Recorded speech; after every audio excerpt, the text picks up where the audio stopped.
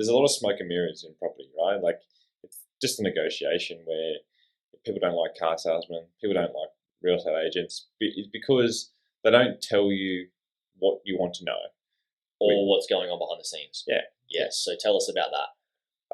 From the seller's side, they could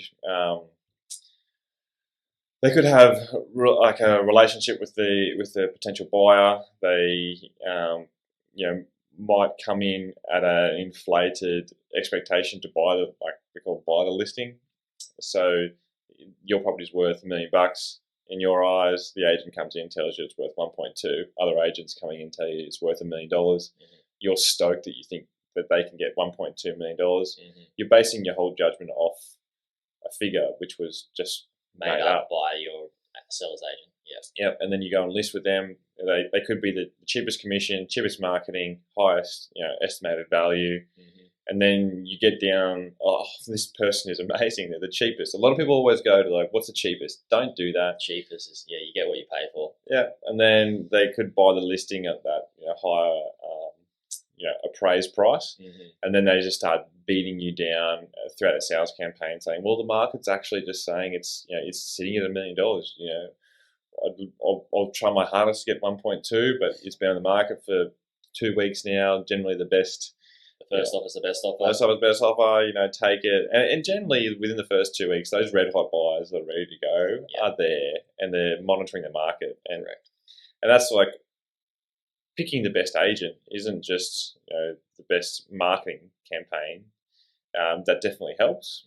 And there's people that do cheap out and often it's not at the agent's fault. It's just that the seller really doesn't want to pay for high cost in marketing. But if you look at the realestate.com and domain, the way that they price things is that the more expensive feature gets more eyes, and more eyes becomes more traffic through your property. It's just if you increase your demand, it helps to increase the price. So the higher the price, the more eyeballs. Is that what you're saying? No, the better the marketing. The better the marketing, more eyeballs. But then if people are actually serious and looking for it, for that property type, they'll find it. I just say don't cheap out on just really poor marketing. Yeah. But a lot of the good agents too, they have strategies and understanding their strategies of, well, what are their strategies? What are their shady strategies? Sure. Shady strategies would be trying to buy the listing, which is that inflated price, and then once you get down to your market's already been on the market for a few months, the pressure cooker environment, they'll start just going, your property's not worth 1.2. All offers are saying, 1 mil.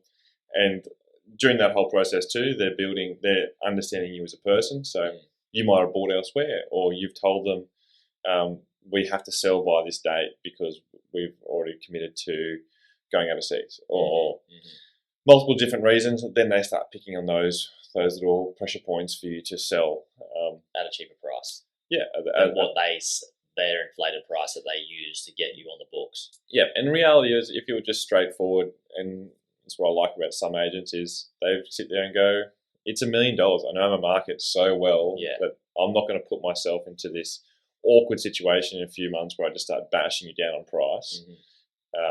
But they have the confidence because they've been around long enough to know how the system works. They've also, what makes bad agents is just no referrals. Ask those questions to people and make sure that their skill set is actually in selling that property. So there's some people that are really great sales agents. Some businesses specialize in property management and they might have a sales arm to them. They might be the best agent to sell a property for you because they're really good at what they do, but they just don't market themselves. You need to understand, what their history is and see their results. But then there's also people that you just wouldn't sell with. Like as an example of a house that sold across the road. It's classic. They've been around for 30 years. They're actually too out of the loop with marketing. The photos they took were really poor. They didn't actually even paint the walls properly. You could see in the photos. It was just not an attractive property to look at. and they marketed it poorly, and then they left it on the market for so long because they were just they were an older couple that I even called them. They didn't answer the phone, didn't call back. You called the agent? Yeah. So they just didn't care about the older couple. That's disgusting, isn't it? So it's a great way. When I'm interviewing people and going through that process, I'm calling them. I'm seeing their response. Will they call back? Yeah. And if they do they send a text message? And how long? Is it in the same day? Is it a day later, 2 days later, or not? That's you sort of gauging where they're at with their level of service, right? Yep, absolutely.